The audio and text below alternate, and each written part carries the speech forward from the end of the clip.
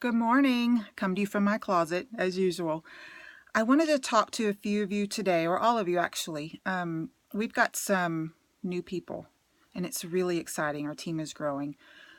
But a lot of people that join worry about social media and how to post and when to post and all of those things. And so I see a lot of people just copy and pasting and putting things out there. And I want to address that a little bit so you get an idea of what I found works.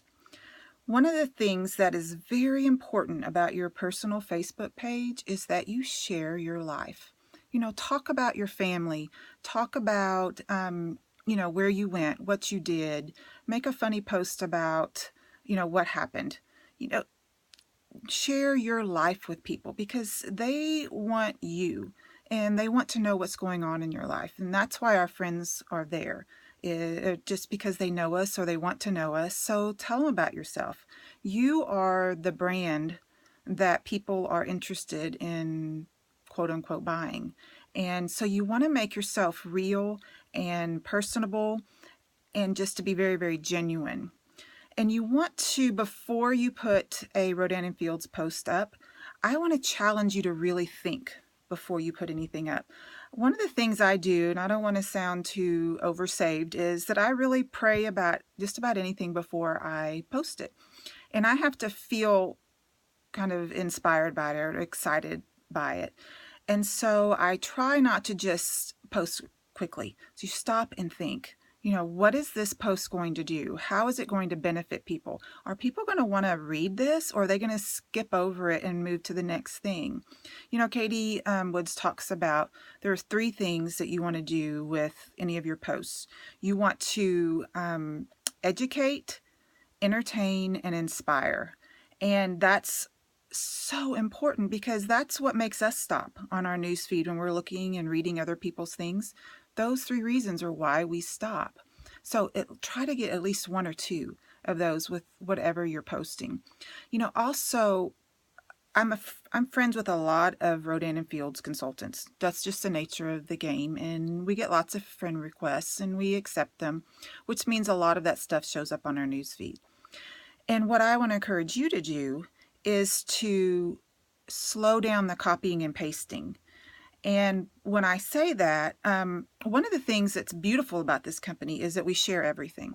So when I have a new consultant, I tell them, what you see out there is fair game. To at least like and comment, and then you're welcome to take it. So yes, you can do that. But what I want you to do is when you take those posts, make it your own. Use somebody else's post as maybe the skeleton that you build upon for your own posts. So if somebody writes a post and they comment on their 2 children and their husband who's in architectural sales and that sort of thing, and then you just copy and paste that directly onto your newsfeed, you lose credibility. And you don't want your people looking at you and going, whoa, she just wrote something that's somebody else's. And they're not going to trust if we do that. So make sure whatever you're copying and pasting, that you turn it into yours, change the information to match you, add some words that sound like you, and make it from you, not somebody else's work. I'm an old English teacher, so plagiarism is something that I kind of cringe over. So whatever you do, make it yours. Also, one struggle I see with a lot of consultants on my team is that they get frustrated when they post things and they don't get likes and comments. Well, that again is also the nature of the beast. We get a lot of people who read our things that they don't like or comment because they don't want people to know their business a lot of times. So if we are writing something about skincare, they don't want their friends to see them asking about it, which I understand. But we have to be social beings. So if we sit back and say, oh, well, nobody's liking or commenting, but yet you're not out watching Facebook and wishing happy birthdays and clicking on the cute pictures of their children and responding to questions that people ask. If you're not interacting with your audience, and Facebook is your audience, that's your customer base in a lot of ways. If you're not doing that for them, chances are they're not going to be doing that for you. So I was a huge scaredy cat when I started this business. I didn't want to post anything, and I certainly didn't like or comment on anybody else's things. That's something I had to work on and I had to change. So once a week at least, I take a day and I'll spend 20 or 30 minutes, and after I've posted something that's not Rodan+Fields related, I will add people that to friend them, request to be friends. People that I kind of look at and we have the same kind of mutual friends, and I usually stick with women, and I add them. And if they accept, then I want them to see that I'm writing about my life, that I'm not trying to shove a commercial down their throat. And then I try to engage with them in some way. I don't message them and say, hey, here's my website, because who wants that? Nobody likes that. So what I try to do is just like or comment and encourage them in life, because our business is about creating relationships first. And that's a great way to do it. And social media is perfect for that. We don't have to go to lunch with each of these people. We can just talk to them a little bit and show them that we're supporting them. So add some new friends. If you've only got 300 friends on Facebook, try to add 20, 30 requests a day. People will, if they ignore you, you won't know. You're adding a bunch of people. So don't count them. Don't go back and see what they've said. Just go about your life, and you're going to make new friends that way. And just don't let it be stressful to you, because it's really fun to grow your network in that way. So be social and be kind to the other people around you. And also, I need you to be patient. We get into this business and we're like, oh, it's just not for me. It took me, 3 months to get my first consultant. It took me another 4 or 5 months to get my second consultant. I got another one pretty quick, and then it was a dry spell till 3 or 4 months later. This doesn't happen overnight. And for some people it might, but that hasn't been my journey or most of the people that I know and love. It takes a little time. And for me, it's really about establishing relationships. And I want that for you too. Because if people see us as that guy at the car dealership that kind of attacks as soon as you get out of your car to go and look, nobody likes that.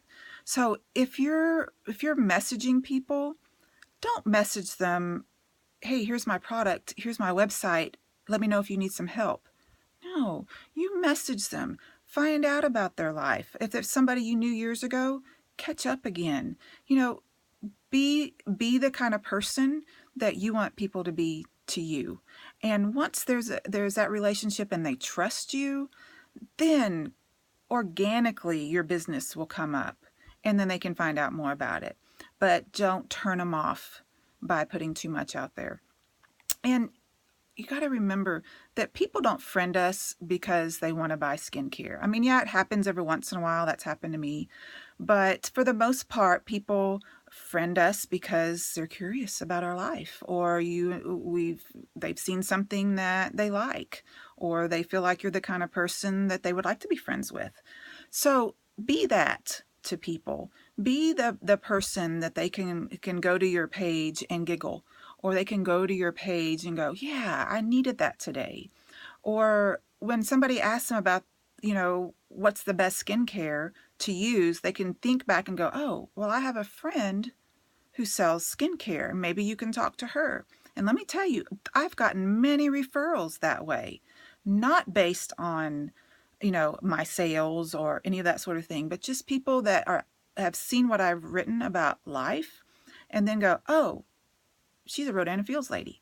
I'm going to send my friend to her. And it's awesome that way, because that way you don't feel the smarmy, salesy type of person that none of us like. So I want you to think today before you post, what is your post going to say? Is it a stock post that somebody else wrote? Is it, did you just share something and put in, message me if you want more info?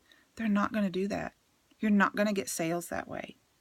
You need to write something about you, about your life, in your voice, so they can relate to you, because you're the product and you're a great product. and you want them to be part of your life and your business. So anyway, a few tips. I got it in under 5 minutes. Talk to you guys later. Bye.